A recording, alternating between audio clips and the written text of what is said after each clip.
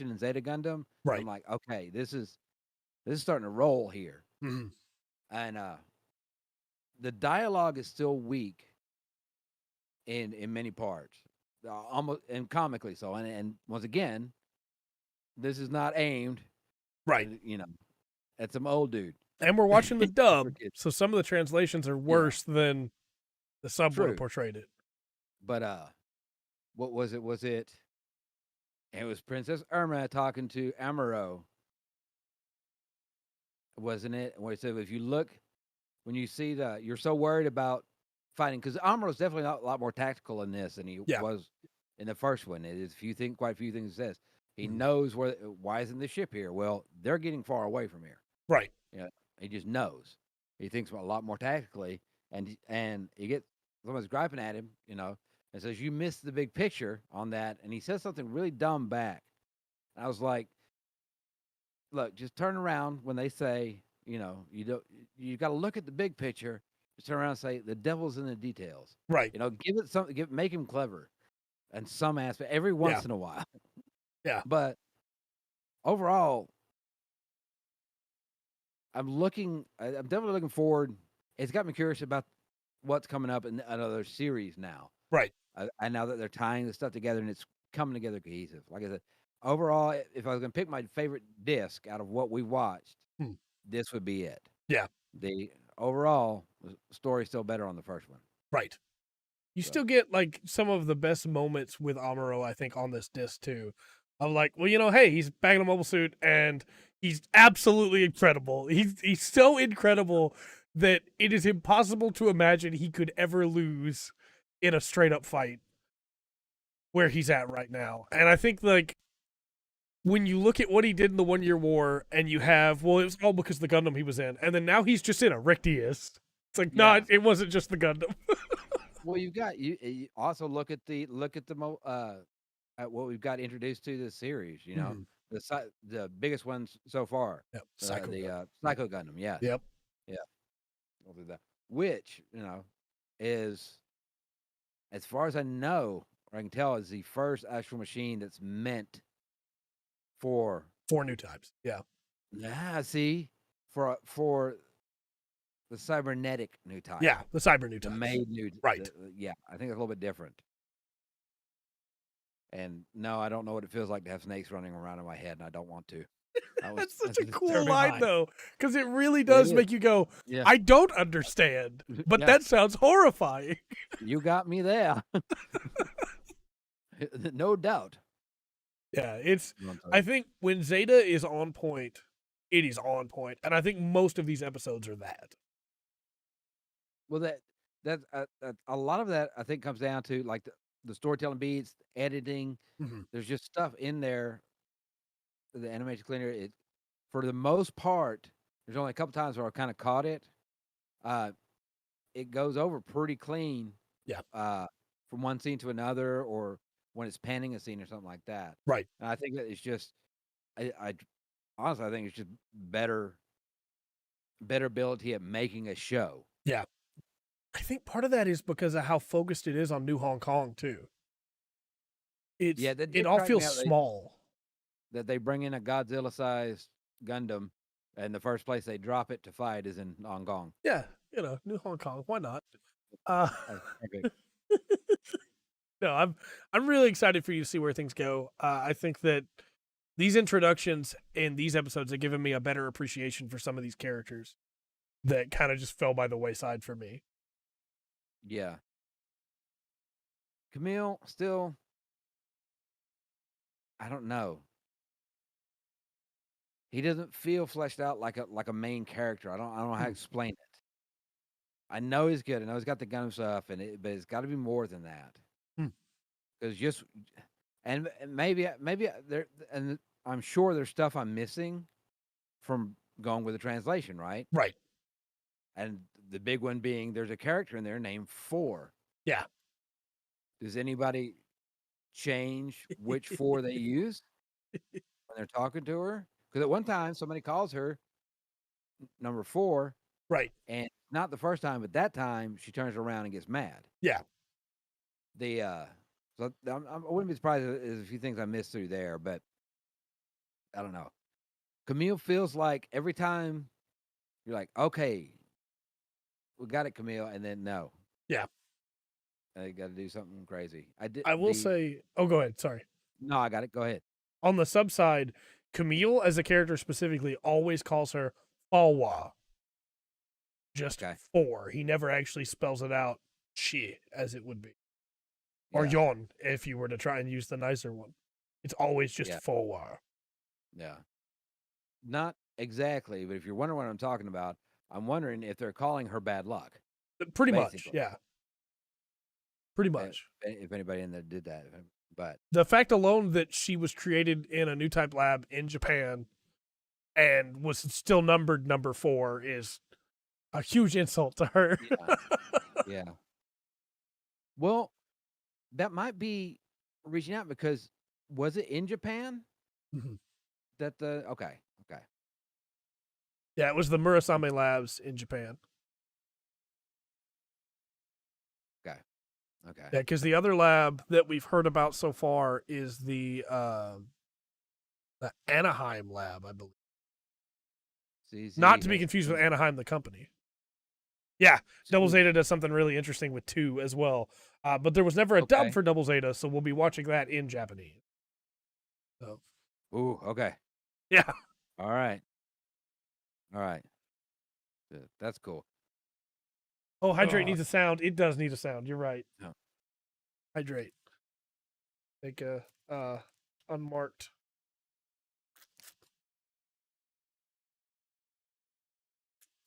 You okay there, buddy? Huh? Yeah? So you know how you take the packaging off? Yeah. I just thought I'd be clever and cover it with my hands. Oh, yeah? Now I'm covered in water.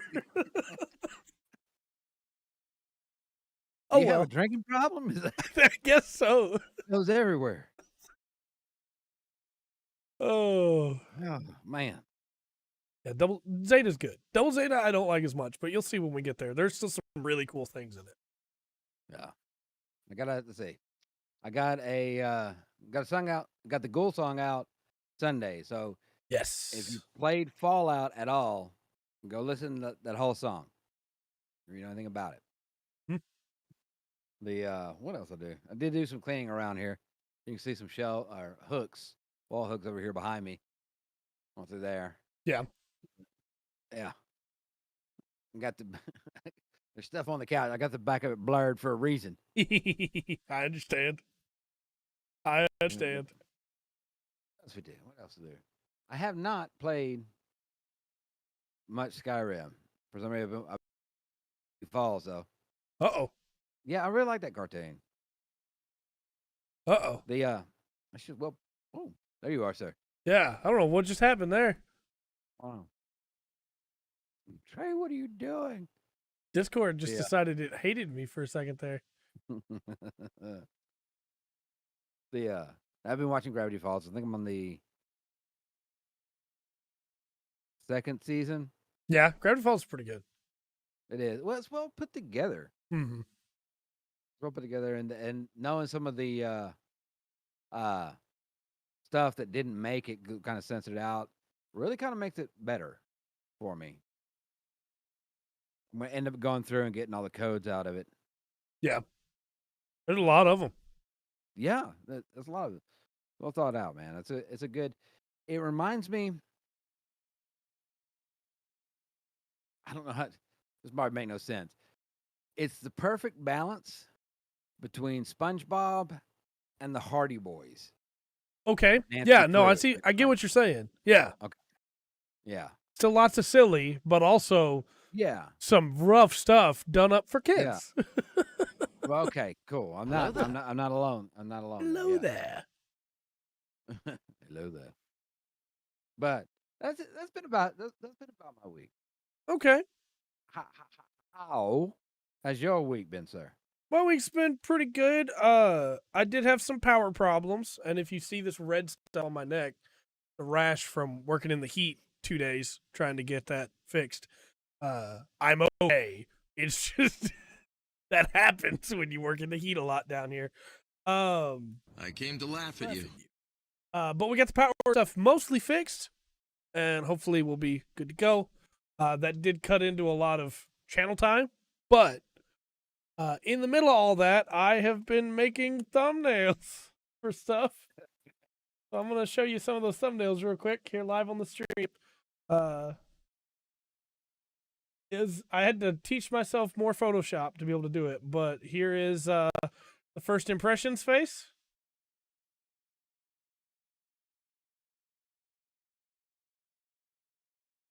Nice. All right. And you know, it works. The first impression that went up yesterday for Tunic has like 4 times the views, now 5 times, I guess, they normally get. And then this is the review one that you'll see tomorrow.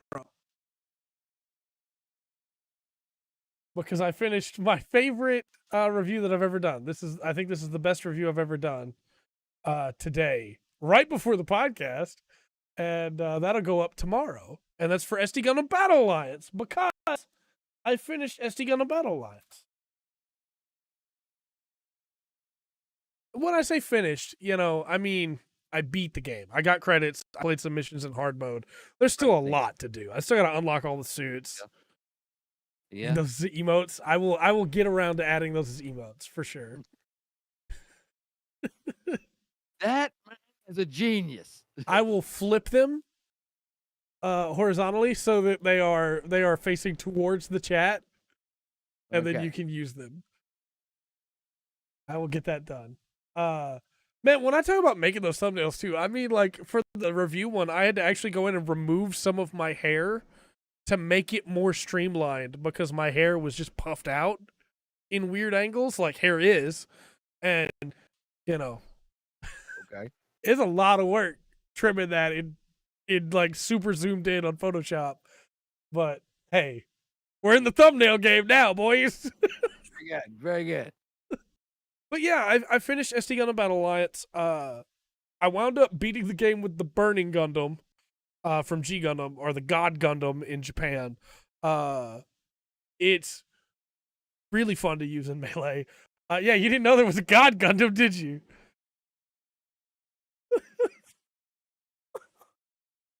Look forward out about that. Look forward to that. Yep. Yep. Yeah, you know, it was a lot of fun. I really enjoyed beating that. I still, like I said, I still have a lot more work to do. I still got to unlock all the suits to be able to do the video I want to make on that with a full roster breakdown. I have to get everything for that, but I'm probably going to put it on the back burner for a little bit so that I can work on. I'm glad everybody enjoys Nightbot. So that I can work on some of the other games I still have to review. Next will probably be Digimon Survive. It'll either be that or Final Fantasy Origin, which I still haven't beaten, Stranger's Paradise. But then probably going to pick up Xenoblade 3 soon, too, to add that back to the rotation, because there's a hole in the rotation right now. But, play these games. Play them. You know, got to try and beat stuff for end of the year. But I'm really happy with how that review came out. And this is a really good game. It's got its problems, but most of the capital problems are fixed once you get hard mode. I was able to, and I highlight this in the review, but I was able to take a, oh yeah, there's a Devil Gundam too. So just, you know.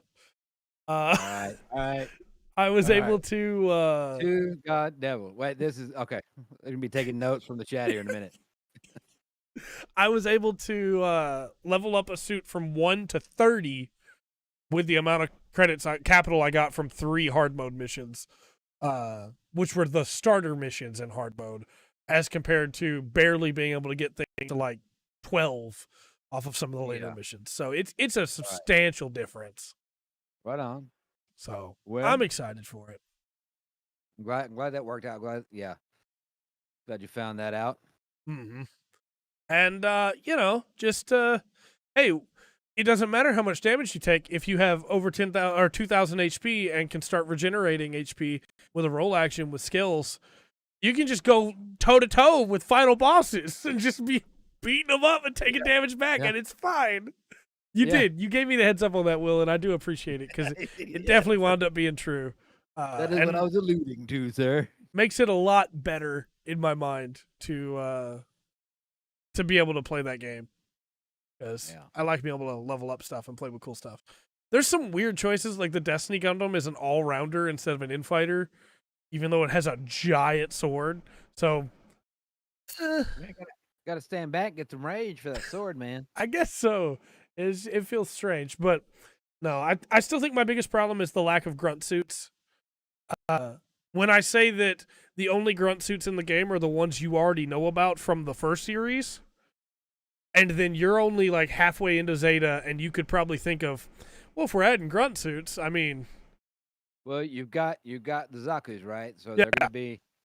So if they're green, then if they're the Marine Zakus, they're painted blue. Right. We don't have those in the game.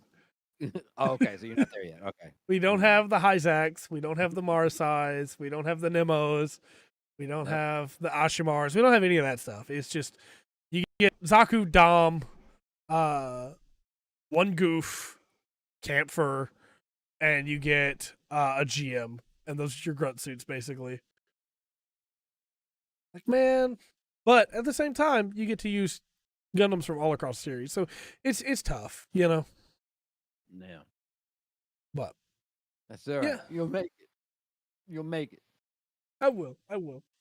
Yeah, that game's still really good. And then we finished on the painting stream, we finished Our Boys. Yeah. Yeah. So the intercession kill team is now finished and ready to rock. Are you sure, Nightbot? That's a good question at this point. This upcoming Friday, we're going to be doing NSD. I have it upside down. NSD. The Zhao Haodun Tall Geese 3 from Sangoku Soketsuden. I always forget how to say it, so I had to read it. And then the week after that, we're going to be painting Thousand Suns. Okay. SD Gundam. That's a good point. It's not SD Mobile Suit. It's not SD Grunt Suit. So, but we'll be painting these guys Friday from now. Now we do have an ad. So, somebody take that face and we'll make a reaction image out of that too. But that's pretty much been my week. Fair enough. All right. Still been watching Vikings, but we're not done with it yet. So I figure I'll wait until we're done to. All right. Yeah, YouTube doesn't get ads. Instead, YouTube gets ads. If you watch the VOD afterwards, it adds them. So if you watch on YouTube live, you don't get ads. Well, we do have some reviews. We do. I have the axe here waiting. I heard that. Our first one is one that's probably near and dear to you. Return to Monkey Island. Okay. Now, there's a lot of these. There have been a lot of Monkey Island games. And I wish I could tell you that this is like a remake, but it's not. It's a brand new game. Okay. I wonder if it's keeping the same format. I don't know if I should tell you or not, because if I tell you it does or it doesn't, will that affect your score? True. Okay. It's good, classic, funny game. A lot of people play it on computer. I want it to be good. Put up the ice cream truck. I remembered it this time on my own. Ha. I'm going to go 83. Okay. But they ain't got a 79 up already. Got a 79. See what other skulls we may get. I think with this new light, the axe might actually show up better. You turn the new light on and up. Okay, 83, 79, 82, 80. Kind of pulling for this game. Yeah, that did actually help a little bit. I know. I'm sorry. I didn't hit the button fast enough. I'm getting mad. The answer is 87. Really? So, all right. Even better than everybody thought. Yeah. And then review-wise. Sloppy. Sloppy. We don't normally read IGN's reviews for these because, let's be honest, normally their blurbs are not that great. But this blurb, yes, I'm throwing shade. This blurb is actually pretty good. So, IGN says Return to Monkey Island expectedly comes packed full of smartly crafted puzzles, funny dialogue, and memorable characters. But as series creator Ron Gilbert returns to the series director chair for the first time since 1991, it unexpectedly offers a lot of heart too. It is an adventure gamer's delight. Okay. So if you liked the old ones, basically this is truly a return to Monkey Island, is what IGN is saying. Okay. Next up, I have Press Start.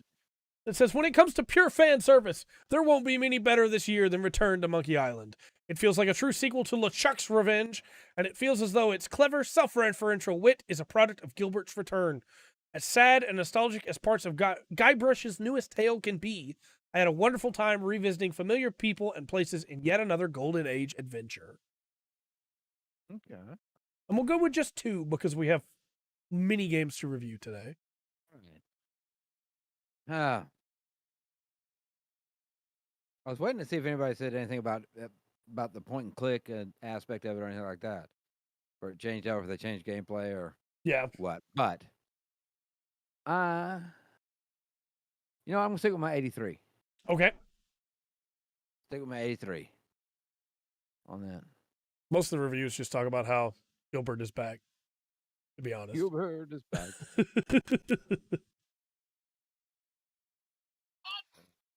Push the button. What do we got? We got A5. Yeah, it's really A6, annoying. a 77. Yes. Score is 91. Wow. Okay. They really liked it. They really, really liked it. It's pretty good, apparently. A lot of people say that it really is a straight return to form for Monkey Island. So. Okay. All right. Just a quick aside, if anybody ever asks why I'm covering up the side of the drinks that I'm drinking, it's because I'm getting tired of people saying that we're sponsored by people that we're not. If they want to sponsor us, pay us. Otherwise, I'm not going to show your logo anymore. So far, though, they've made it pretty clear they don't want to be seen with us. Yeah, that's right. That's right. Next up, we have Solstice. Now, this is a Modus game. You're not talking about, like, the winter solstice. It seems like that's kind of one of the things going on here. It's about 2 sisters, one of whom is alive, one of whom is a ghost, going on an adventure through an action-style game. I think I saw a trailer for this. Yeah, we watched a trailer for this a while back. Okay. Yes, I remember this. I want this game to be good. Hmm? I'm going to go 89. Okay. I want this. Yes. That other light did help. You can see the X very clearly now. Yes. Yeah, 88, 87. Yeah. We want this one to be good. The score is 70. Oh, no. That's terrible. So, ACG says buy, just a flat buy. You should buy this game. Okay. And then IGN Italy hits it with probably I don't know, this blurb. I have to read it, but like a great hack and slash that can stand proudly near the sacred monsters of the genre. What?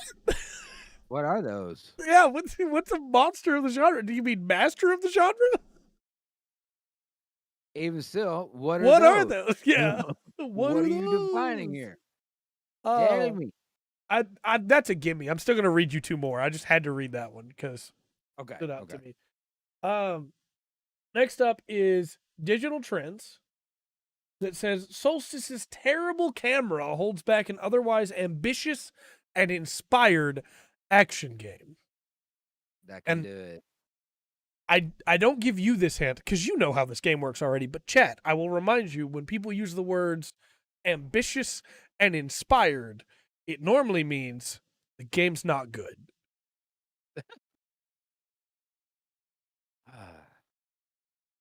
Okay. Finally, IGN Spain. Lots of IGN tonight. Says Solstice is a textbook hack and slash that shows a lack of risk and attachment to certain design patterns that do more good than harm. Its combat system, interesting at base, is displaced by a plot and a progression system that have more prominence than they should. However, if you are missing more battles in your videoludic day-to-day, ludic, your narrative, I guess, combined with story, its proposal will give you the dopamine demanded through its best confrontations. Okay. It sounds like I said, this one I've actually remember seeing the trailer for. It's if I can dig through the lines and everything and get through that. It Yeah. sounds like, man, they were trying to do something. They couldn't quite pull it off, though. I want to give you a bonus one Okay. because this blurb is so fun. This is from Games Radar Plus. All right. And says, opening and closing fields to match thing they're trying to kill has all the fussiness of a game of Simon Says, in that nothing you do counts unless you remember to hit the right button first. Huh. Well, okay. Kind of thought that's how games worked. Mm-hmm. I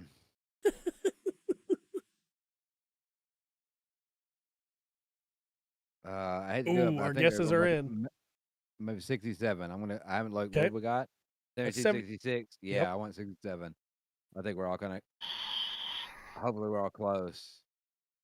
It's got Promise 64. The answer is No, I can see it already. 53. Yeah.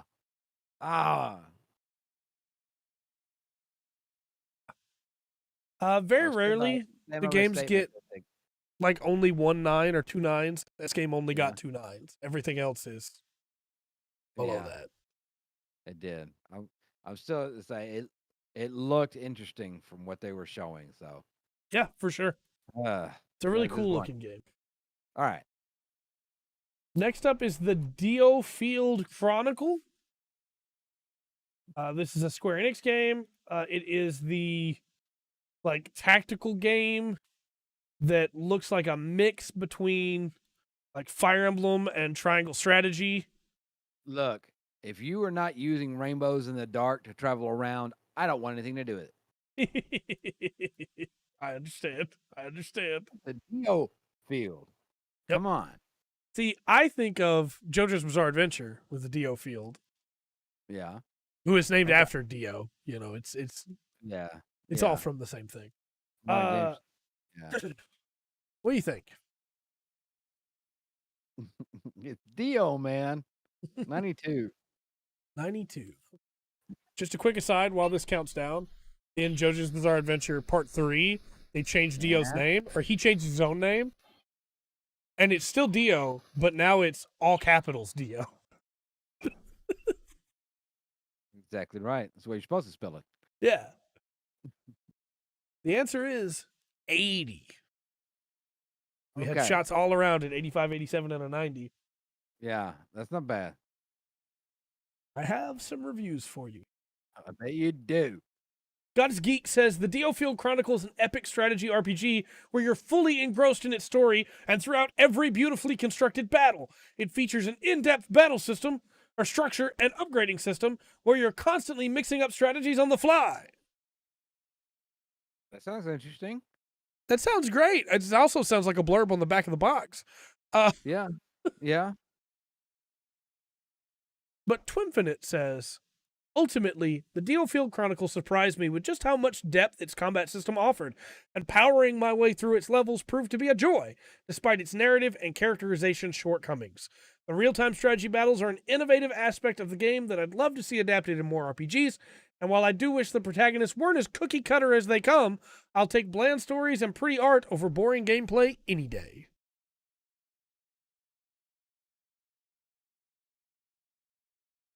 Okay.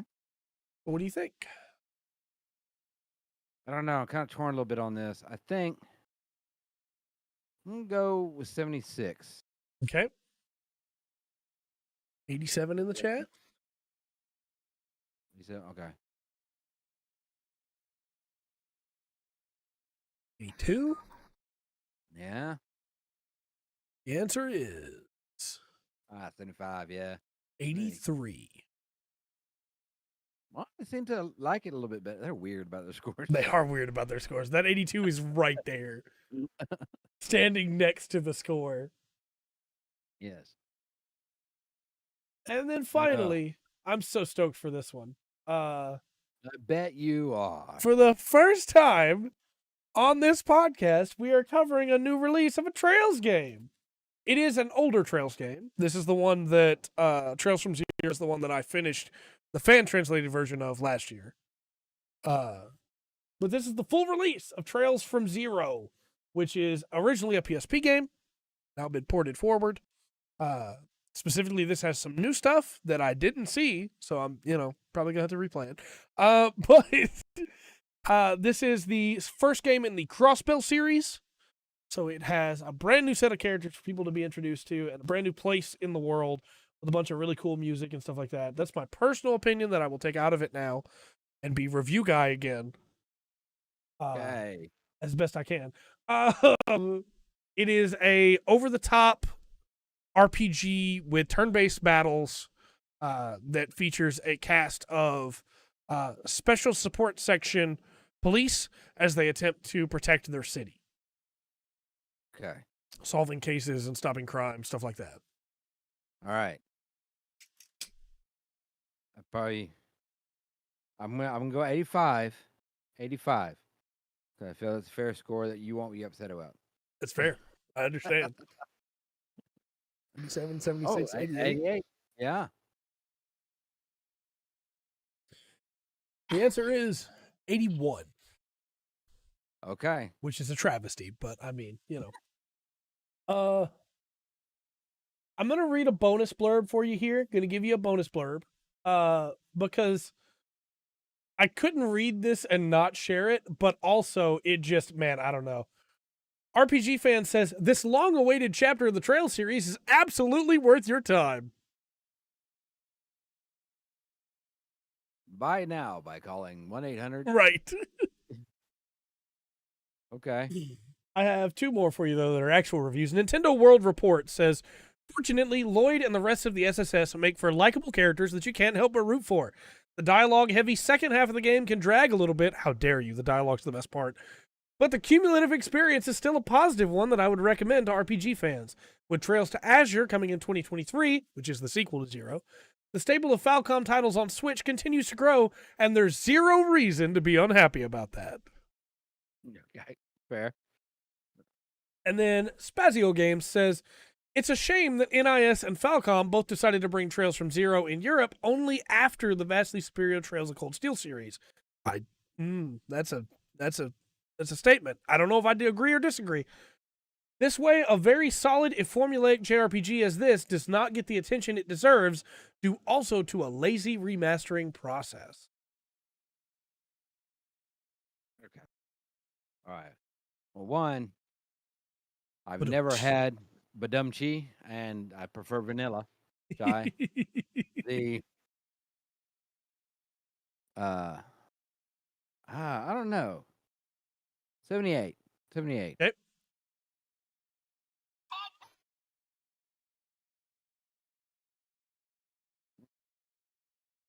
But 79, 76, 80.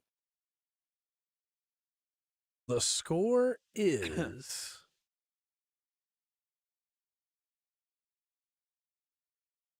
Do you lose it? 79. Is it really? Yep. All right. Give her some ice cream. She is on the board. Very nice. So, just real quick, wanted to throw out a couple things here. First off, congratulations. A very prestigious award. But second off, it's almost impossible to try and rank like Trails in the Sky versus Trails of Cold Steel versus the Crossbell games because they all bring very different things. So just to throw this out there, to say that it's vastly inferior to Trails of Cold Steel, man, come on now. Get off your high horse. Instead, what these reviews should be mentioning is that this game's a standalone game for the most part, but the next game, if you haven't played Trails in the Sky, will absolutely introduce characters that you're expected to know and just won't. So, Okay. or should mention, hey, if you've played Trails of Cold Steel 4, people that are mentioned there are in this game and are some of the main characters in this game. You know, some things that should probably be mentioned by RPG fans instead of just saying, you know, hey, this new version. No. Come on. So,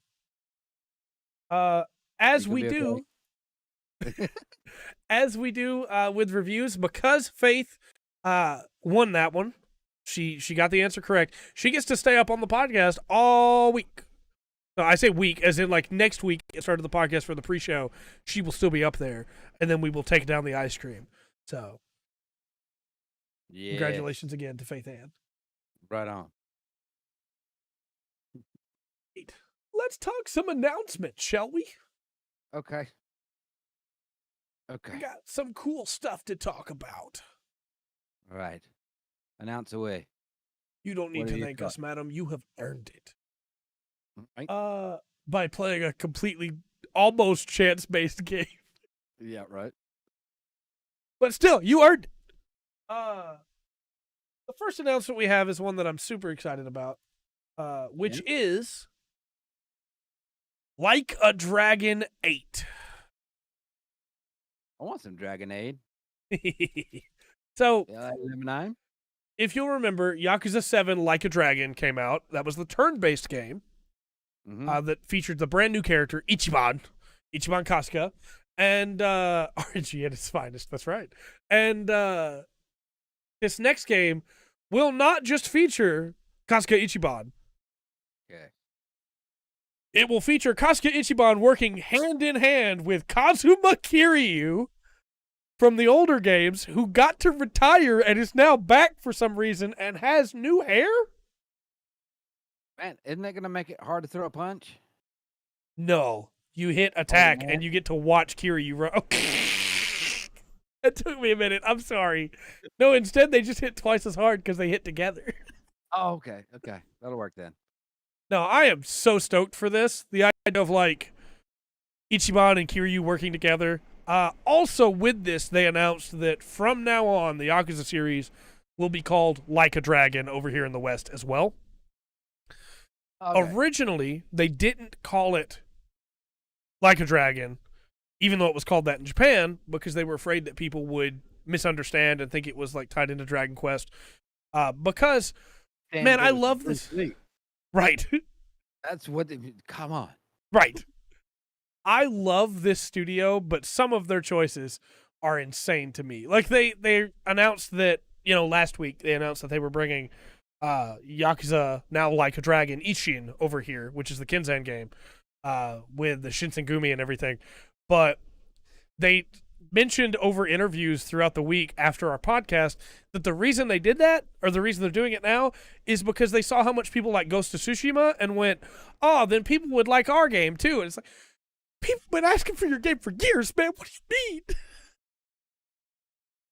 And so now they've gone, hey, people love us. We can just call it Like a Dragon now, which is, I don't think it has the same like ring that Yakuza does now, but also for the sake of videos on YouTube, it would sure be nice to be able to call those reviews Like a Dragon instead. Because the word Yakuza gets pushed down. Well, that's kind of making me wonder a little bit. There might not have been something that was like, yeah, we're not going to use your name anymore.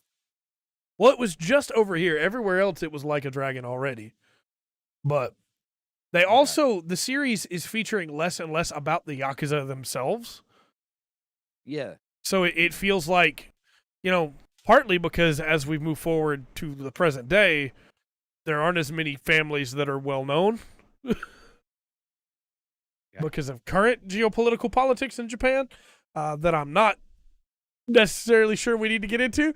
But the series has been moving forward into different directions anyway. It's weird now to look back and see, hey, yeah, there's Like a Dragon Zero. But I do think it'll be nice to have the brand cohesion for both sides, and I'm so stoked for the new game that, I'm there. Yeah. Yeah. So, you got me, RGG Studios. You got me. No matter what, you got me. There's very few studios that I'll just go buy a new game without waiting for reviews for, not because I want to cover it for the channel, but because I have to have it. But this studio is one of them. Next up, talking about have to buy it, One Piece Odyssey has a release date now. Yeah. January 12th. But yeah, a few months away. Yes. They also revealed they'll be doing DLC costumes, because of course they will, because it's Bandai.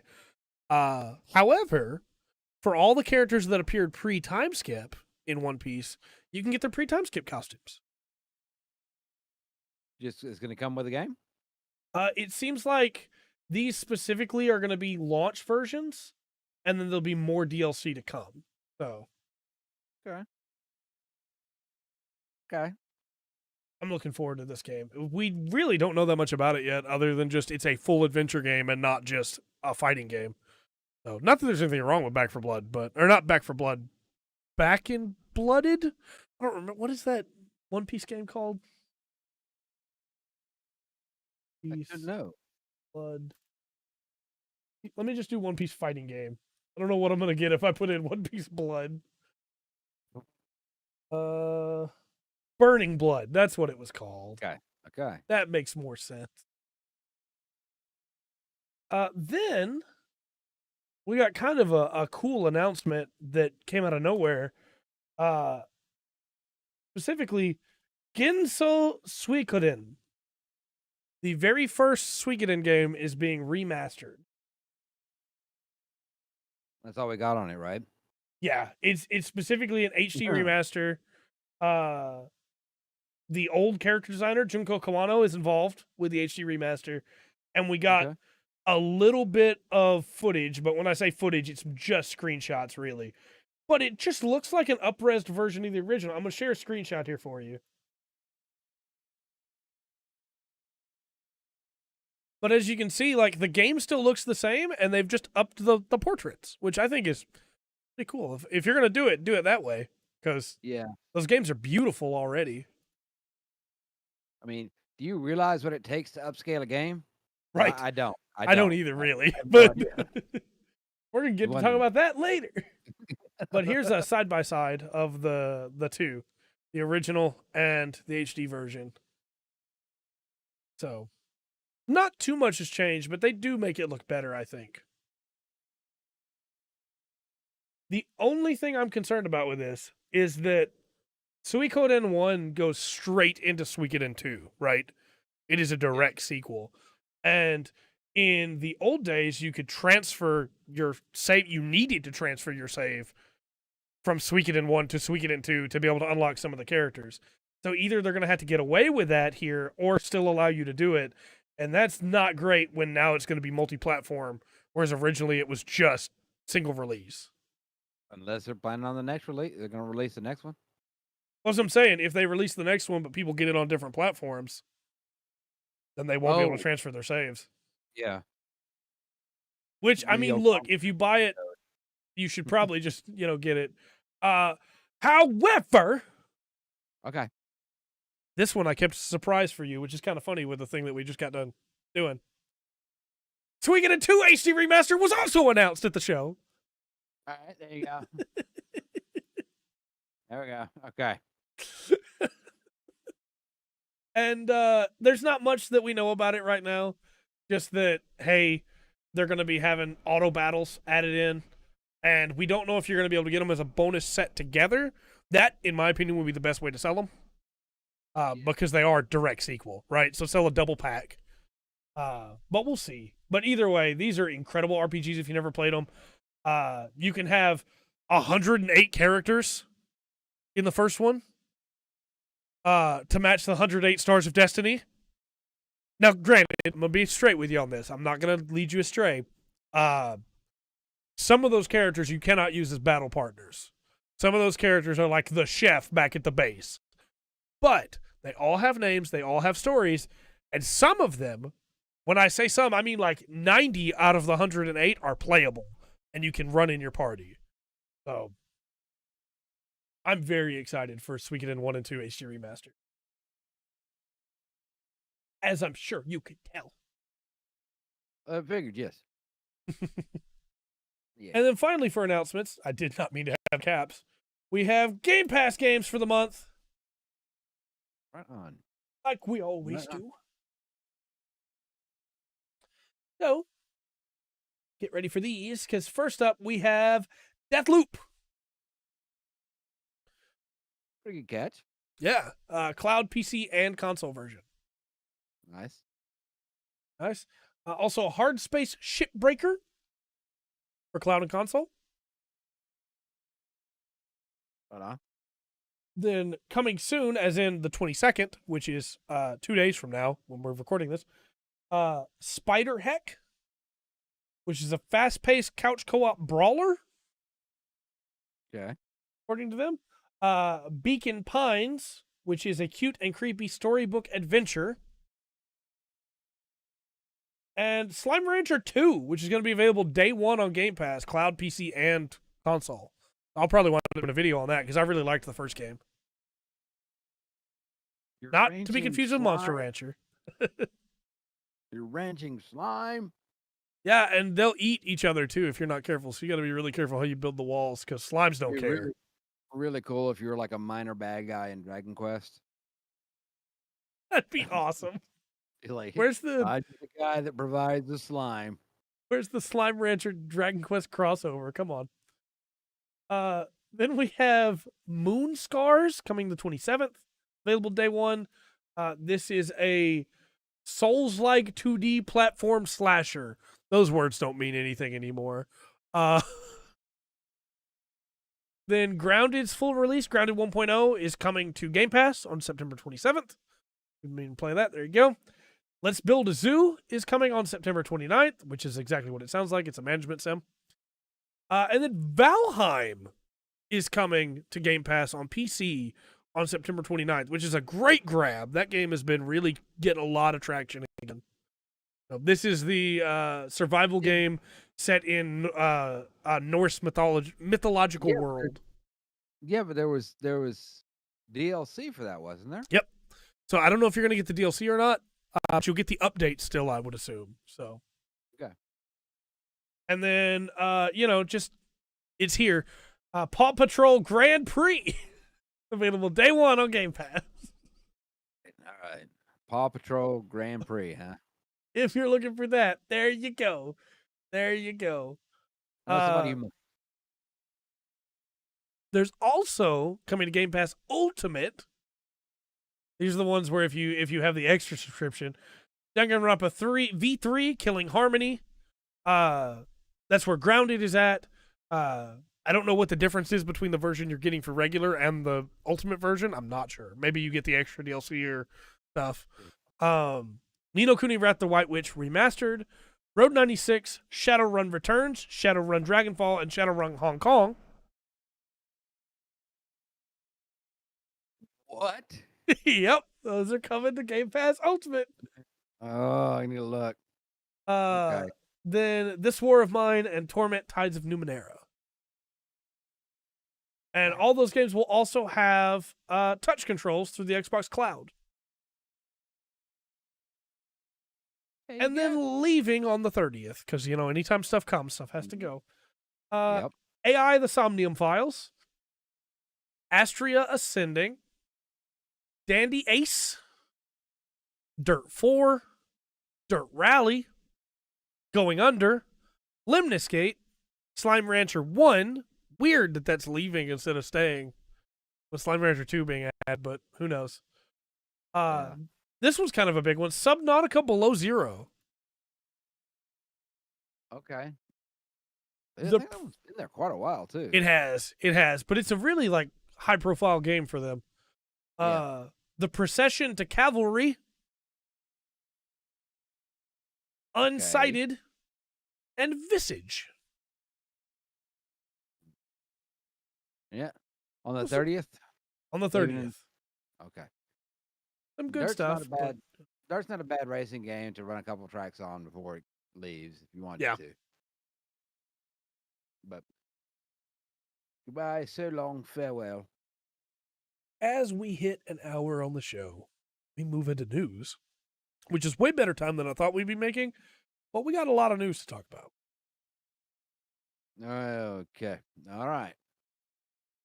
Any one of these could turn into a big discussion. So let's start with Discord is adding a new feature.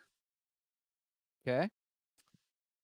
Discord put out a thing saying that presenting a brand new feature with old school energy. Forum channels. Okay. Discord's just adding forums. Yeah, the W's not there. I don't know what you're talking about, Faith. Yeah, so basically, hey, if you want for the win, a place for people to really get into topics, it's forums. So the way that this works, because basically that's what Discord already is, really, is a forum. yeah. Now you make inside a channel, you make specifically, like the example they use here is in a Rube Goldberg Discord channel, like server. Okay. They have a specific channel for Rube Goldberg machines. And then inside that, they have machine do-it-yourself advice forum where people can make threads like any domino stacking tips or mystery food machine. And that way, if people don't care about that stuff, they don't have to click on them. But if they do, they can find a full, like, discussion. Okay. But, man, I don't know. Look, I'll be the first one to say I was on forums back in the day. BZ Power, the Bionicle Zone Power forums, I was there. In Vision Free forums, I was there. I was on Digimon.org. Look, I spent so much time of my life being upset at people on forums. The big surprise here, though, for me, is that you haven't got an ad for Nitro yet while reading that off. Isn't that the truth? Isn't that the truth? So, yeah, I mean, it's they're gonna be adding it. They get into like what it's gonna be like to moderate it. My hope is that you can make a forum, like a thread, that auto deletes itself after so many days of no activity. Yeah. So mods don't have to like go through there. But I guess if you wanted to save that stuff, you could. I don't know. There's a lot of problems that Discord has right now. Specifically, the mobile version of Discord is broken. And their response is to go, hey, forums! Check it out. Man, I don't know. We'll see how it goes. I don't have the time I used to have for Discord to really make the most out of this, but I'll probably play around with it just for fun. Yeah. We'll see. I could see like forum, like Discord servers that are set for specific things, like for MMOs, that could go, hey, here's a new update. Here's a section where people can make posts just about that new update, and it keeps them away from all the rest of the discussion going on. Or if a speedrunning Discord could go, hey, here's some new tech that got unlocked, instead of having everybody, or that somebody found, not that got unlocked, you know what I mean? Instead of having everybody just post, how do I do this? Here's an actual thread on a forum for how to do it. Yeah. There's definitely uses for it, but I don't think it's going to be the new Discord.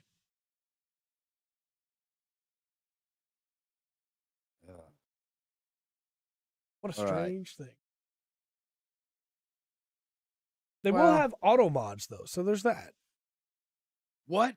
They'll probably work the same way as Nightbot, which is to say, great. Oh. You're doing great, buddy. You're doing so good. You said Autobots, and I got excited. Sorry. Oh, no, I wish. Gosh. So, next up, and this is a strange thing, Genshin Impact is getting an anime. Wow. which doesn't really surprise me, to be honest with you. I have completely stopped playing Genshin Impact for the sake of my health, and my wallet. And Yeah. honestly, I'm happier for not playing it.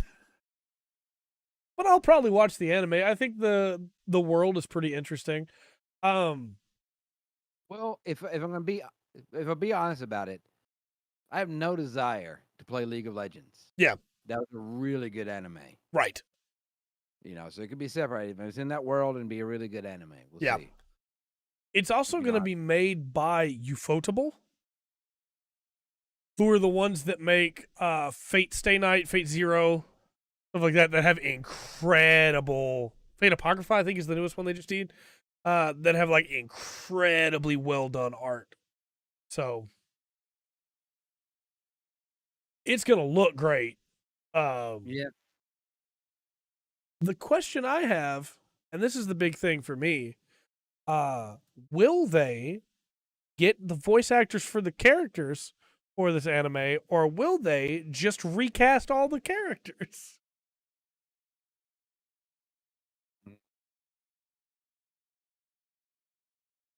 I don't know because all of it's is that where is that out of?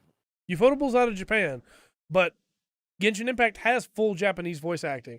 It has English, Japanese, and Chinese voice acting. Mm. And I don't know, it's Well, going to feel weird to see those characters that I spent hundreds of hours with not sound like any of their versions if they get new people. I don't think I could argue I could argue that they may not in Japan, right? Right. They're going to use those people in Japan, but as far as doing the for the English Right. dub of it, they may. I don't know. Yeah, that's true. Ufotable did Demon Slayer as well, and that is widely regarded as some of the best animation in the business. Nice. I'm one of those people that like, hey, nice looking animation is cool, but the story's got to be good for me to stick around. So I already know the story to this. The story's pretty solid.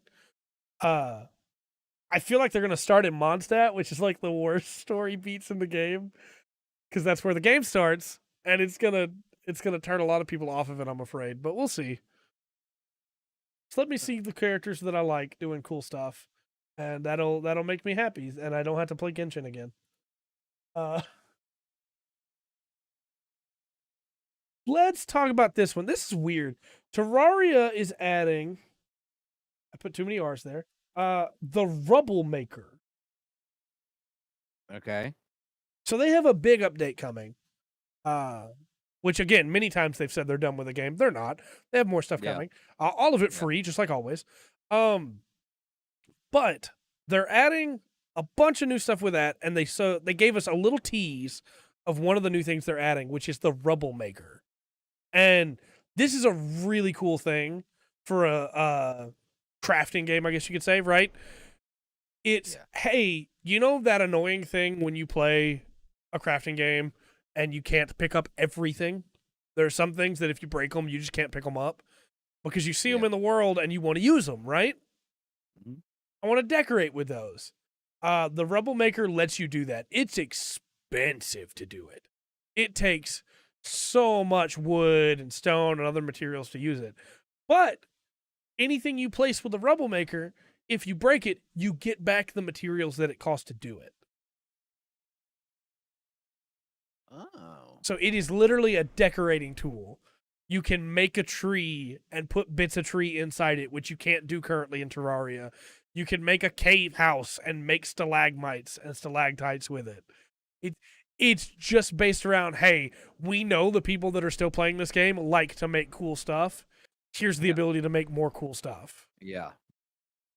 I'm gonna free up some spaces. Mm-hmm.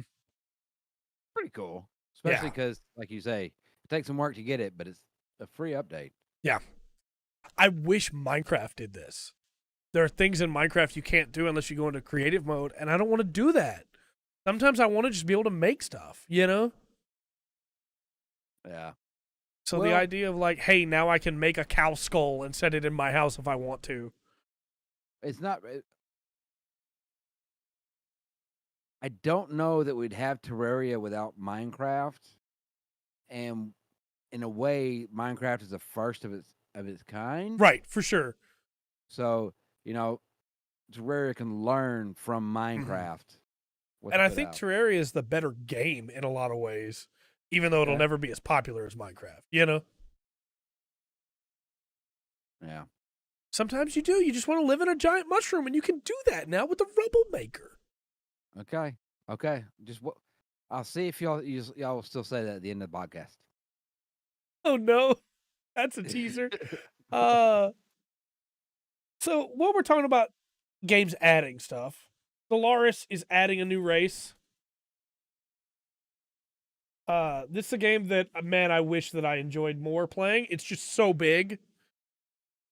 Okay. There's so much in this game that I have a hard time playing it. I would need to just dedicate myself to it. But the people that play it love it.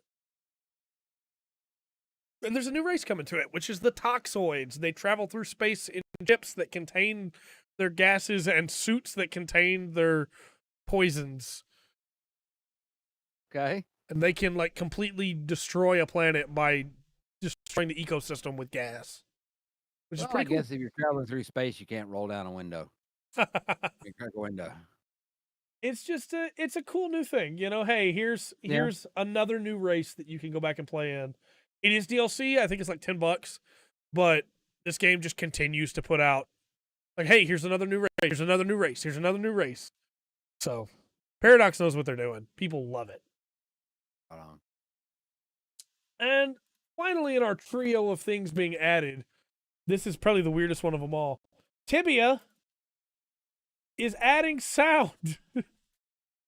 Now this is not about my tibia that's adding sound now because I'm getting older. This is something else, right? No, this is Tibia the game. Okay. A very old MMO that came out 25 years ago. Wow. And when we talk about MMOs being old, like the current perception is that WoW is old. And it is. But this is from the before time of WoW. This is from when MMOs were old school RuneScape, before it was called old school RuneScape, EverQuest, and Tibia. They're adding, next Tuesday, September 27th, they're adding sound to the game. And they implore people to go back and explore the game that they know so well and that they love with sound, because it'll be a brand new experience. I bet it will be. Sound can make quite a difference. Yeah. It just, I don't know. It's really weird to me to have, hey, after all these years, here you go. And they're going to do a special thing on the 26th, right before the 27th at basically midnight. Only they hadn't made it pay to win. Yeah, I understand. Where they premiere the new anthem, you know? But yeah, I did check out the forums to see how people were feeling about this. And a lot of people in the forums were saying, because they still use forums, Discord, a lot of people in the forums were saying that the game has gotten better and that they fixed a lot of the botting problems and they're excited for this. And then other people going, I don't know, what if I don't like the way something sounds? I just love the idea that you've been playing this character for 20 years and all of a sudden they're going to have sound. What if you don't like the way they sound? That's kind of fair, actually. I can't.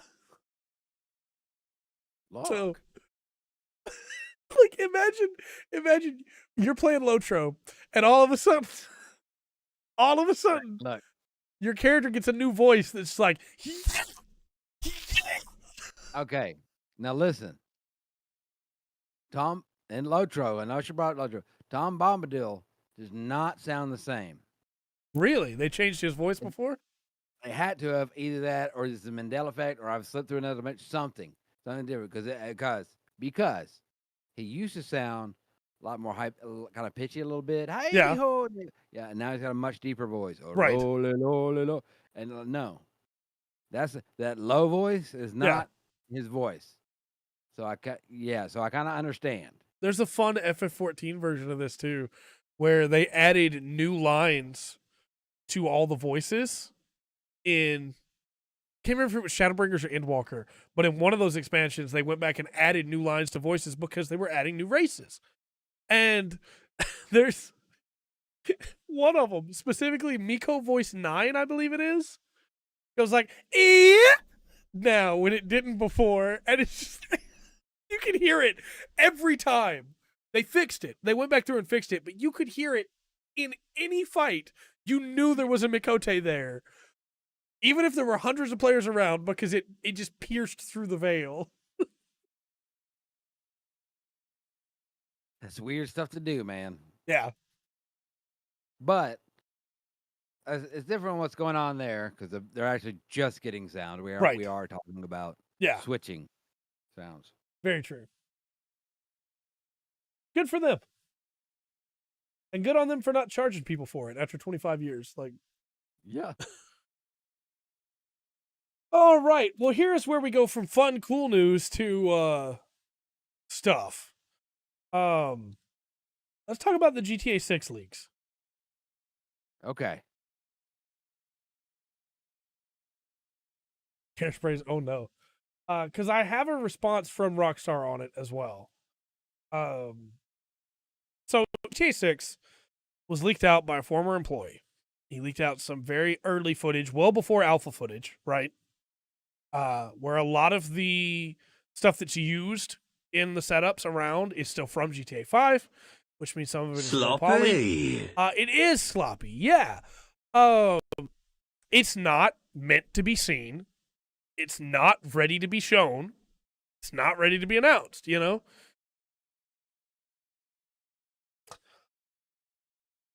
And it does look rough. However, I understand it wasn't ready to show. So I'm not upset by that fact. The populace of gamers, however, I'm not going to say they're not as smart as we are, but I am going to say, what is in the water, man? Because they feel strongly about it. Yeah. The number of people that have gone, oh, this just looks like GTA 5. They waited 8 years to just show us GTA 5 again. Well, no, it's not done. There is one take going around on Twitter that has been like hall of shamed on Twitter now of somebody going, look, I know how games are made, and the first thing they finish is graphics. So the fact that this game is not even graphically done yet means nothing's gonna be done.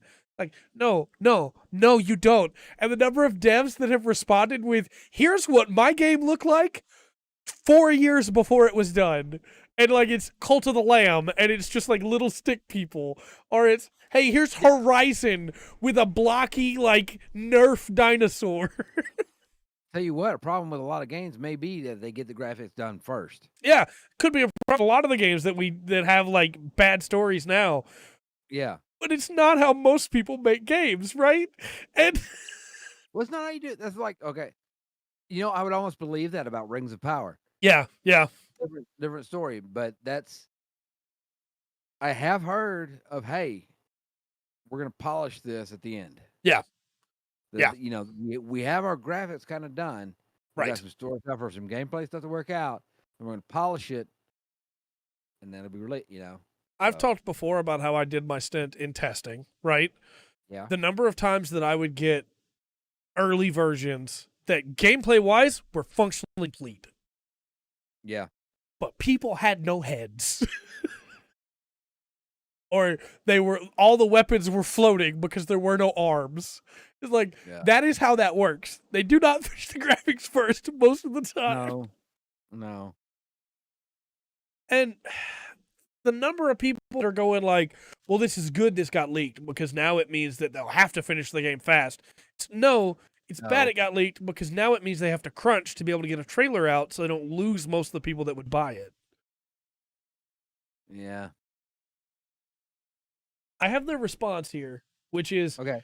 We recently suffered a network intrusion in which an unauthorized third party illegally accessed and downloaded confidential information from our systems, including early development footage for the next Grand Theft Auto. At this time, we do not anticipate any disruption to our live game services nor any long-term effect on the development of our ongoing projects. We are extremely disappointed to have any details of our next game shared with you all in this way. Our work on the next Grand Theft Auto game will continue as planned, and we remain as committed as ever to delivering an experience to you, our players, that truly exceeds your expectations. We will update everyone again soon, and of course, we'll properly introduce you to this next game when it is ready. We want to thank everyone for their ongoing support through this situation. Excuse me. Yeah. I mean, I'm not a fan of GTA 5, Right. but I do have to admit that GTA 6 is going to have to be something special Right. for as big as GTA 5 got. For sure. Yes, It is. It's the problem with leaks. Problem with leaks, and I think probably everybody here has had some point in time where they, oh yeah, that was leaked, Mm-hmm. and like that no, that was put on purpose, Right. and this may not, and I understand the guy's frustration if he doesn't have a job there anymore. They let him Right. go, but I don't think. I think it's more just that caught Rockstar off guard. Yeah. Because look, Rockstar's got a reputation to protect, They do. and the definitive editions really didn't go over well. No, they did not. So they're already on the back foot. Yeah. Another problem that's come up from this is that people are just spreading misinformation like they always do. There was a set of images that were doctored of Red Dead Redemption 1. And people said, yeah, and we also found out they were making Red Dead Redemption 1 remastered and just canned it. And a bunch of people got mad at them and sent a bunch of emails. That's not true. That they weren't doing that. That wasn't happening at all. If they are doing that, they haven't said they're doing that, and there was no images that leaked out. There was articles being put out that were GTA 6 leak. Yeah. Possible gameplay idea. People were putting out their theories Right. as news articles. There's no doubt it's a big deal. Yeah. Just because so many people care. But Yeah, and again, if before this you had asked me if a game like this had leaked out, if people would go, oh, okay, well, I'm just excited we know it's real now. I'm going to wait and see what it actually looks like when they're done. I would have said, yeah, that's what most people probably would do. I was super wrong, because the fact that people thought this was like unacceptable when it's early proves that these people have no idea how games are made. And I don't know how games are made either, but at least I could look at that and go, yeah, that's pre-alpha. That's not even ready for an alpha. well, that's like it'd be like they thought there was a Fable rumor, Right. turned out to be false, and then there was a Fable rumor again. Mm-hmm. Under that, I am not getting excited or slamming on them for the game or the way the game looks, Right. because there's nothing there. They've got sketches. Right. That's basically what this game was. Yeah, pretty much. For the devs, it was their sketch. Mm-hmm. See how everything works out. Yeah, make Then sure they'll that paint- bounding boxes work, make sure that character doesn't fall through the floor. Yeah. So, Now that won't catch them all, but yeah, ridiculous. Very silly. people just need to calm down. And speaking about people calming down, let's talk about the biggest chess scandal in history. Yes, a cheating scandal. Now, I want to clear our name on this, because we're going to talk about this, and I want to make it clear there is no proof Right. one of these guys cheated. Right. There's no proof either way that there was cheating or there was not cheating. Yeah. And we are not accusing anyone of cheating. We are just reporting on the story. Want to make that very clear. So Hans Niemann went up against Magnus Carlsen. For anybody who doesn't know, Magnus Carlsen is, I would say probably, but it's factually correct, the best chess player in the world. He is... No. I'm gonna stop you there. Okay. He's very, very good. One of the top. Right. But the reason why he's so well known is because, he's got a YouTube channel. He's got a big following. Right.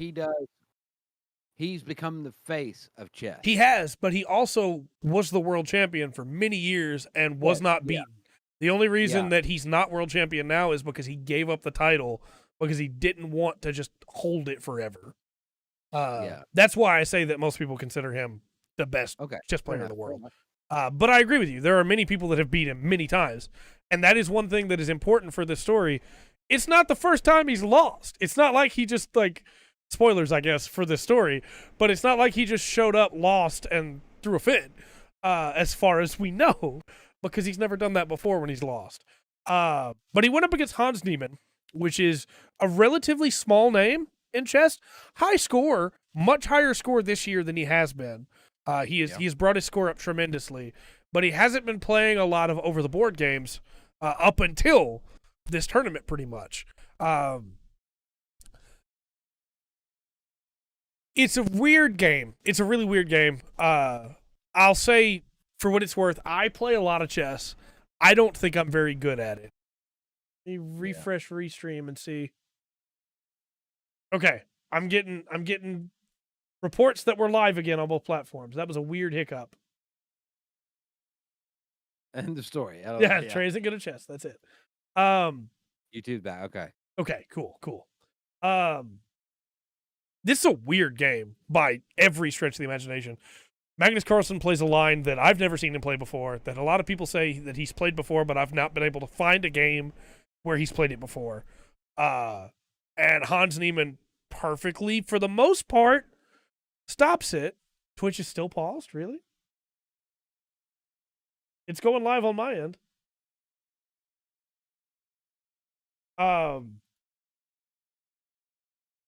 But Okay. for the most part, stops it. But of course, it's ad time now.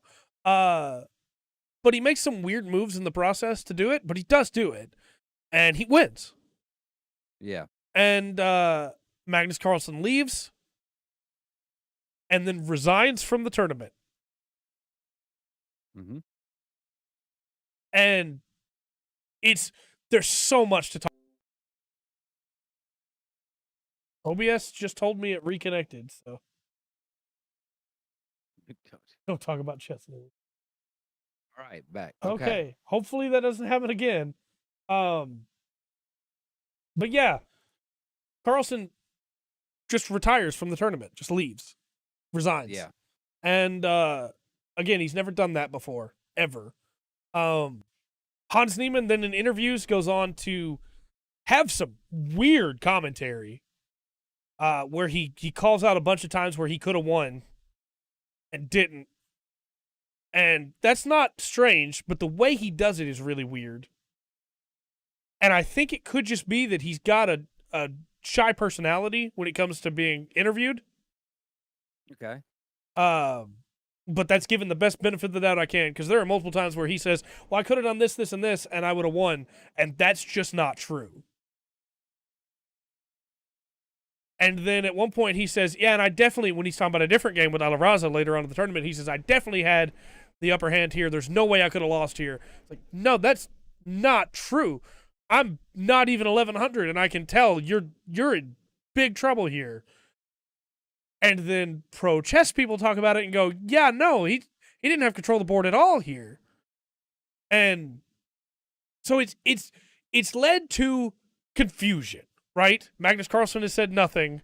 Yeah. And implied through saying nothing, except for one tweet that says, I can't talk about it because if I talked about it, I'll get in trouble, and I don't want to be in trouble, basically using that short video, has implied that Hans Niemann cheated.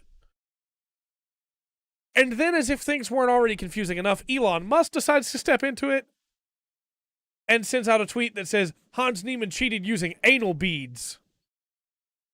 Yep. Which just, like, sparked a wildfire of people going, well, that must be how he did it. He needs to play naked for the rest of the tournament. So the next day of the tournament, Hans has to have, like, a full-body scan before he's allowed to play, which I'm sure doesn't help his mood about all this. Yeah. So then he has been very aggressive in interviews since then. And go ahead, sorry. What was you going to say? They were remote controlled. Yeah. And they don't know when to make a move or when not to. Right. And we'll get into how people cheat at chess in a second, because I feel like we should at least explain like why it's such a big deal. But There was another tournament, the Generations tournament, where Hans Niemann played against Magnus Carlsen again. Yeah. Hans Niemann starts with a pretty basic opener, D4 with a pawn. We get a reasonable Sicilian start with a knight from Magnus Carlsen. Hans Niemann then plays C4, which is a really strange move to play in that situation because you're not defending your pawn and you're not advancing your position across the board. And then Magnus Carlsen resigns. Quit on the second move. Quit on the second move because you have to play at least one before you can resign. One of his people was interviewed today and never answered anything really, just beat around the bush the whole time. It seems very clear that Magnus Carlsen says that Hans Niemann is cheating. Yeah. He probably can't make any public statements anyway if he's trying to do an investigation, because the FIDE will not allow you to make public statements if you want your investigation to be right, if you want it to be able to continue. But obviously this is a huge insult to Hans Niemann. And so now I will give the other shoe, which is Hans Niemann has admitted to cheating on chess.com many times. He's been banned from chess.com twice, now 3 times, but will publicly say he has never cheated over the board. So who do you believe? I'm going to urge you today to not believe either because you don't know. We don't have any proof of anything. I'm going to urge you today to wait for proof. But what side do you fall on, right? That's where he was cheating from. Right, from the butt. But how do you cheat in chess, right, over the board? There's a lot of ways it's been done over the years. Having someone stand in the stands with a phone, which you're not supposed to bring a phone into a chess tournament, but sneak a phone in, and then they send you a text so that your phone vibrates when there is a move that the Stockfish or whatever chess bot you have installed on your phone says, hey, this is a very important moment in the game. And then you send them a text, and that tells the player that is cheating that they can look at the board again and can go, what did I miss? Oh, here's the important thing. And Magnus Carlsen himself has said many times, if a pro chess player wants to cheat, they don't need to cheat for every move of the game. They just need to cheat for the move that matters. Okay. And so one way that they've been caught before, not Hans Niemann, I want to clarify, but because he says he's never cheated over the board, but chess cheaters have been caught before by having someone get up from the stands and move to another position in the stands, by having someone get up and go to the bathroom. Anything that can indicate that you need to look at the board again is cheating. And that's why it's so hard to catch cheating over the board. Because how do you confirm that that was cheating and not just somebody had to go to the bathroom or somebody needed to stretch their legs for a minute because they've been sitting in this chess tournament hall for 4 hours? Yeah. So did he cheat or did he not? I can't tell you. But I can tell you this is the biggest scandal in chess ever. Yeah. And the people's opinion was pretty set when it first happened that Carlsen was right and Hans Niemann was cheating. But over time, that has changed, and people are now saying that Carlsen is just being a big baby and that Hans did not cheat. Is it confirmation bias? Is it not? Well, I cannot say. Confirmation bias would make sense, but it would also make sense if he was cheating for Carlsen to be upset. And some people have said, well, maybe his team leaked out the line that Carlsen was going to play. And that's another thing that has a lot of people upset. Hans Niemann said in an interview after the game when they asked him, how did you prepare for a line like that that's so rare?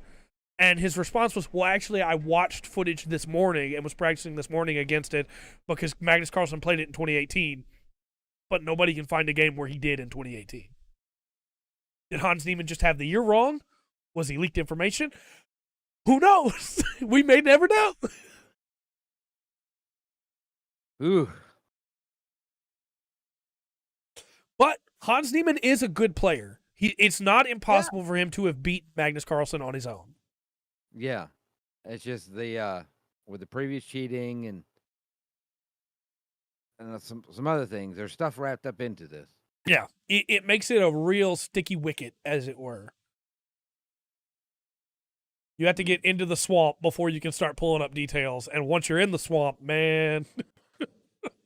Look, you're totally using the wrong vernacular for what they're Am accusing you I? of cheating with. Am I?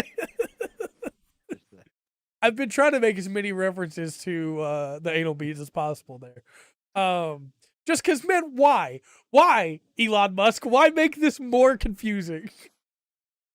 Well, I mean, if it's just Wicked, yes, he is. He is an Ewok. The it's that cheating. It's not like, oh no, he had somebody feed. He had an AI feeding him information Right. to make the moves. All he needed was a vibration to know to look again.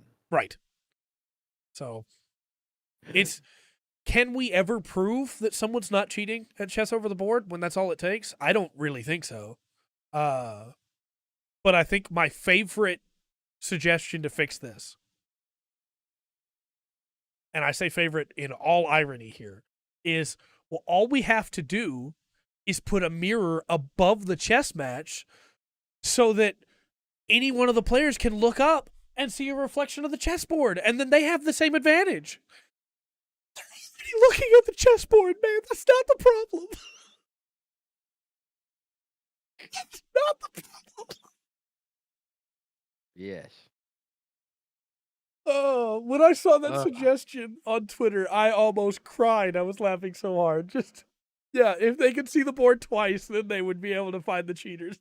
That's you got it. You got it, man. Wow. All right. So hopefully we'll have updates on this in the future, but I would honestly tell you probably not. We probably won't. If the investigation finds no cheating, it will probably just die down and it will never be made public, is my guess.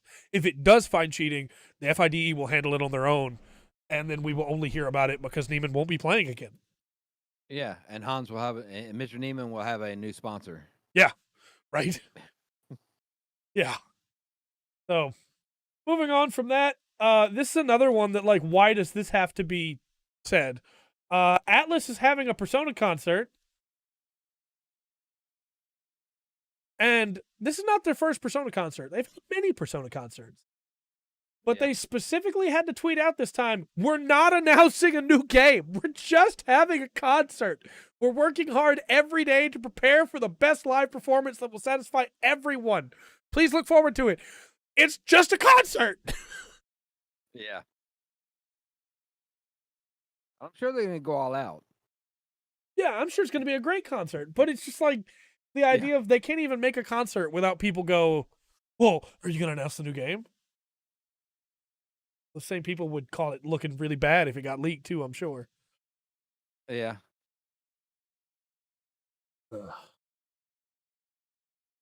I don't know. It bothers me, this idea of people can't just enjoy their concert. They have to talk about the new game.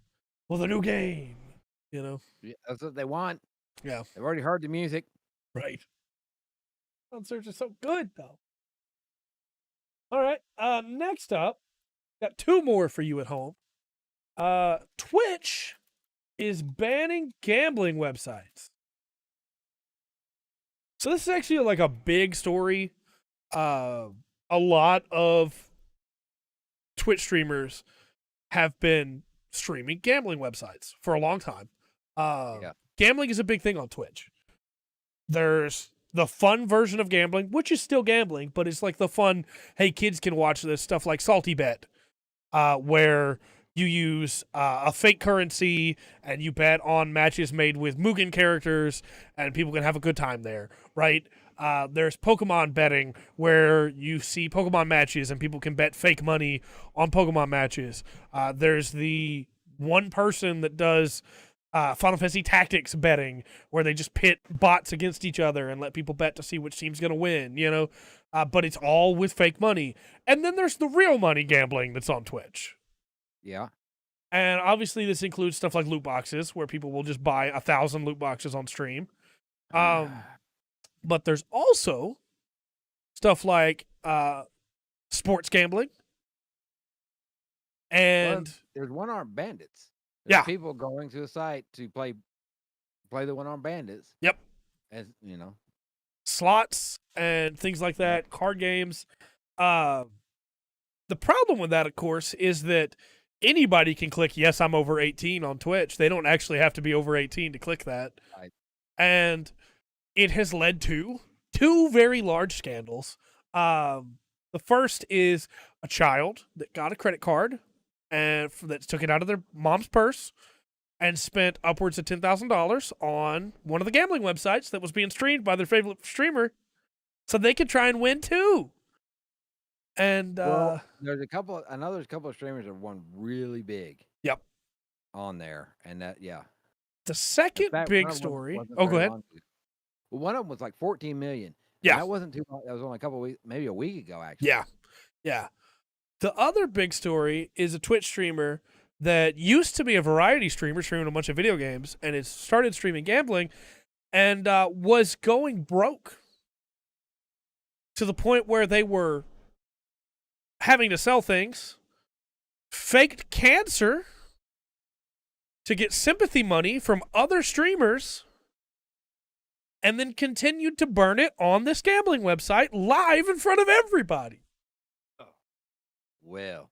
And between those and every other thing that has gone on, it was enough for Twitch to go, hey, this is a problem. And so they put out this statement. Gambling content on Twitch has been a big topic of discussion in the community and something we've been actively reviewing since our last policy update in this area. Today, we want to update you on our plans. While we prohibit sharing links or referral codes to all sites that include slots, roulette, or dice games, we've seen some people circumvent those rules and expose our community to potential harm. So we'll be making a policy update on October 18th, which has already happened, to prohibit streaming of gambling sites that include slots, roulette, or dice games that aren't licensed, either in the U.S. or other jurisdictions, that provide sufficient consumer protection. So if they don't provide sufficient consumer, if you cannot be sure that a child is not on there, and they don't include a deal that goes, hey, you've lost more than $10,000, you should probably stop, then they won't be allowed on Twitch. These sites will include stake.com, rollbit.com, dualbits.com, and rubit.com. However, we may identify others as we move forward. We will continue to allow websites that focus on sports betting, fantasy sports, and poker. Okay. And then, of course, they'll share more on it in the future. But I expected Twitch to do nothing, so this is way better than that. Yeah. It's not enough, but it's way better than nothing. Yeah. They're still gonna allow sports betting, like you said, fantasy, football, poker, and stuff like that. So it's like what they're taking out is somebody who has kind of made it for themselves. Right. It doesn't sound like they're going against any of the big guys. Right. The only thing that I think really helps here is that it will stop kids from being subjected to sites that they could sign up for on Twitch. That could still happen on YouTube. But that's my big thing is adults can gamble if they want to gamble. If you have a gambling problem, you shouldn't gamble. There's a reason that I only gamble in Dragon Quest and Final Fantasy. I know I have a gambling problem, and that's fake money. But if at any point I could transfer real money for fake money, I would be in trouble. There you go. That's why I don't play Genshin Impact anymore. So if you're somebody that doesn't have that problem and you want to gamble, you should be able to gamble. You can do that if you want to. Gamble responsibly if you're going to do it, please. But you can do that. But it shouldn't be streamed to children where children can go, hey, this looks fun, when they don't know if they have that problem or not yet and probably will develop that problem before they even know what the problem is. And I don't think that's a high horse to sit on to say that, honestly. So that's where Twitch is at with gambling. All right. I'm trying to use every phrase that I can wrong and see how far I can get with it. Let's talk about this last one. YouTube is adding licensed music to their library. It's good. It doesn't surprise me, though, not with what TikTok's done. Yes, and I feel like that's exactly why. Yeah. So the way this will work, it's going to be a brand new program for creators, where instead of the usual 45% that YouTube gets and you get the rest, if you decide to use these licensed music, you'll still be able to monetize your video. But now it'll be 27% that you get. YouTube's still taking their 45, and the remainder goes to the license holder. Yeah. So you're getting a lot less money on it, but it means if you want to use those songs, you can do it and still make money. Yeah. Yeah. I'm sure there'll be a thing on it pretty soon. I'm sure. A video from YouTube themselves. Now, we don't know if the shorts are going to be hit with the same revenue split or not. Right now, shorts, YouTube takes 55% and you get 45%. So where's the breakdown going to be there? We don't know. But we'll see, because it's interesting to me that they have already over 50 different license holders that are going, yeah, this sounds good. And of course they are. It's free money. Well, not only that, because the only option you have right now is to strike. Yeah. Or the person. Right. Like, man, you can't use that. That's, that's copyrighted. That's right. You can't. So this will free up, and then it still gives a kickback. Right. So more people can use it. So I think it's a pretty good decision. I think so too, especially because the number of times that people have gone to find another song on Spotify or on Amazon Music or something like that because they've heard it in a TikTok. Yeah. I mean, like, oh, I want to hear this song. And the TikTok lets you click the little deal at the bottom and go, hey, here's the song's full title. Here's the artist. You go, oh, that's awesome. And then they look it up, If YouTube starts doing that, that'd be pretty great. Yeah. That's all of my news for this week. So we'll throw it over to Rungren's Corner. Hold on. Oh, we're good. Okay, Steam started trying to download stuff again. Ugh. All right. I've actually got 2 birthdays today. Oh. Because as usual, we're going to start off with birthdays. Yes. We're going to give a future birthday in the year 2468 to Malcolm Reynolds. Oh. Captain Tight Pants himself. Yeah. Was born on this day. And also, it is George R.R. Martin's birthday today. Oh. Yeah. He's 74. Happy birthday, sir. Leave him alone. Let him write. Please finish the books. Don't mess with him. All right. Now, if you've been with us for a while, you understand that we bring up stories to warn you about what's going on in the world, the uprisings and stuff. So, I'm going to let you take your own warnings out of this. I'll see what you think. There's recently been, let me get here. There's recently a study published in the Royal Society of Open Science, the Royal Society Open Science Journal. Okay. All right. And the study is headed up by an Andrew Adamatsky.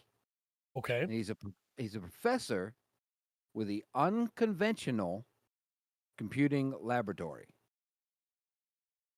Yeah, I'm pretty sure this is where they make the infinite improbability engine. Ah, okay. Okay. Now, we'll talk about the test a little bit. They put sensors inside mushrooms, and they found out, they believe that mushrooms have a vocabulary of up to 50 words. So fungi can communicate. Now, their normal vocabulary is between 26 and 30 words, or excuse me, frequently used is between 15 and 20. Okay. But they do have it up to 50. Now, what they did is, because all the mushrooms in one place are going to be connected by mycelium through their root system. Right. And the biggest organism in the world is a fungus. Right. It is a mushroom through the root system. And it goes over like 2.4 square miles, I think. Now, I don't know much about mushrooms, but the 4 that they tested was the enoki, the split gill, the ghost mushroom, and the caterpillar mushroom. They put electrodes in them, and they tried different kinds of stimuli. And the example they give up there is on the edge of where these mushrooms were. They Right. put a new piece of wood, and when it touched them, an electrical signal went through the mushrooms. Okay. And they timed out these mushrooms. So with different stimuli, different things, this mushroom colony is telling the rest. They have a communication that works through electronic pulses. So they have started communicating. And if they ever connect with the ants, I'm afraid we may be in trouble. Especially since they use electronic pulses, right? Because, like... Yeah. Yeah. Now, the split gill was the one that had them that was most talkative, so to speak. Okay. Yeah. They're it's weird because you think about this, there's no direct relationship between the spiking patterns and human speech. Right. Necessarily. Like I said, when they had lengths and patterns. Whether it was, hey, we found new food, like we found this new wood, things like that. They each in each of these patterns they worked. They had different. They actually, if you in English, our word length on average is about 4.8 letters. That's the average for English. Their average was 5.97, so their words are a little bit longer than ours, based off their letters, so to speak. I'm fascinated by this, by the way. That's why I'm not really interrupting you. No. So, okay, I'm going to read this off. Propagating mycelium tips are electrically charged, and therefore, when the charged tips pass in a pair of different electric nodes, a spike in the potential difference is recorded. So that's how they did it. If that makes any sense to anybody out there. Right? Okay. Now, obviously, there's some. There's a lot of skepticism because there's a big jump and going, okay, they're sending out signals and they're communicating. Right. Into that. So there is some pushback on this. So it does need to be studied more. Right. A documentary on talking mushrooms for sure. And the ants have robots. That's okay. Right? I'm telling you, we're in trouble if all this works together. I'm so fascinated by this. What about cordyceps? They take over other creatures. If they're still sending out signals. Well, these are, in a way, mushrooms are parasitic. Right. Right? So do with that what you will. Does this mean that my druid could have been talking to mushrooms and they could have been talking back? Yeah. Good. Now, look, it's going to be a long time before they get this on Google Translate. Right. All right. So, but yeah, the mushrooms are communicating, and if you look, if you'll go in and look at the biggest organisms, not mammals, animals, plants, or anything, biggest organism, you'll find the biggest organism on Earth are mushrooms. Yeah. Like I said, there's one that's over 2.4. Right. He needs one you that's over such a 2.4 kilometers. 2.4 kilometers wide is the big. Wow. And they're all talking across that whole stretch. That's we need you to help us understand. I thought that was rather interesting with all the uprisings of animals. For sure. With what they're doing to the donkeys, I understand, but still. Yeah. It's worrisome. It's worrisome. For sure. All right. You have any plugs, sir? Man, I can't think of it. I found a guy that makes he was just making like drone music. So they're kind of long. Those poor donkeys for sure. And fuzzy frequencies. Okay. And you want to throw something on the background, he's got some interesting sounds, really interesting sounds. So that'll be mine. Fuzzy Frequencies. All right. I haven't really been watching too much YouTube because I've been just trying to get work done with everything going on with the power situation too. But I did watch the channel 40K in 40 Minutes has a new series that they just started called Kill Team in 30, where they're doing kind of what I want to do with Kill Team on this channel, but doing it with much more production value, and it looks great.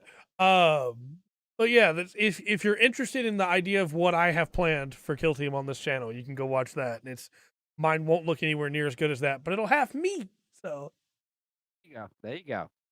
And coming up this week, I've got to record some more Gundam XCOM because the last episode that I have recorded went up today, in which I make a mistake. Just leave that where it is. And then after this podcast, I'm going to finish up the review and get that up for SD Gundam Battle Alliance. That'll go up tomorrow. And then I've got some other cool stuff hoping to come up soon. I need to finish working on that. So right on, sir. So Gundam videos ahead. yeah. Yes, thank you. New song. Always check those out. I'm going to make some great stuff. Thank you. All right. I think that's everything. I'm trying to think if there's any other announcements. Oh, I guess I can go ahead and announce after Gundam XCOM is done, which will end if I either win or lose, whenever that is. I have decided I am going to go back and do Gundam Myth with Wilder Myth. So we'll have more Gundam characters getting into more fun stuff. And I'm going to have to, I guess, give Char shorts in that too, because he decided he wanted his own shorts in XCOM. So yeah. So look forward to that in 2024.